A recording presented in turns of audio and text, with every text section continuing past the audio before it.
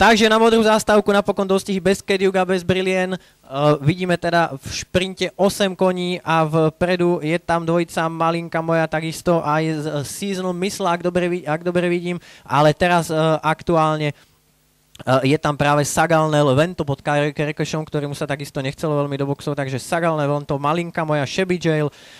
Na ďalšej priečke je tam práve, myslím, Seasonal Missile, ktorý je v strede pola, takisto aj Guardiola na bariére, je to Valorous Influence, na ďalšej pozícii je to Prána a priebežne posledný je Gaso. Kone už máme v oblúku pod výpadovkou a je to Sagalnel Vento pod Kerekešom, na druhej priečke je to Malinka moja, Guardiola sa posunula pred Shabby Jail a takisto na bariére je tam Seasonal Missile, ale kone už máme v cieľovej rovinke 400-350 metrov do cieľa.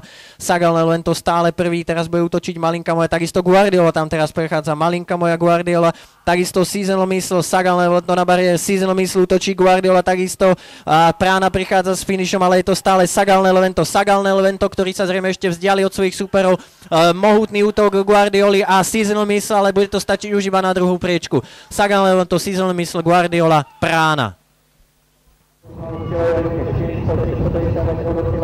Sagalnel Vento stále prvý, teraz bude útočiť Malinka moja, takisto Guardiola teraz prechádza, Malinka moja, Guardiola, takisto Seasonal Missile, Sagalnel Vento na bariére, Seasonal Missile útočí Guardiola, takisto Prána prichádza s finišom, ale je to stále Sagalnel Vento, ktorý sa zrejme ešte vzdiali od svojich súperov. Mohutný útok Guardioli a Seasonal Missile, ale bude to stačiť iba na druhú priečku.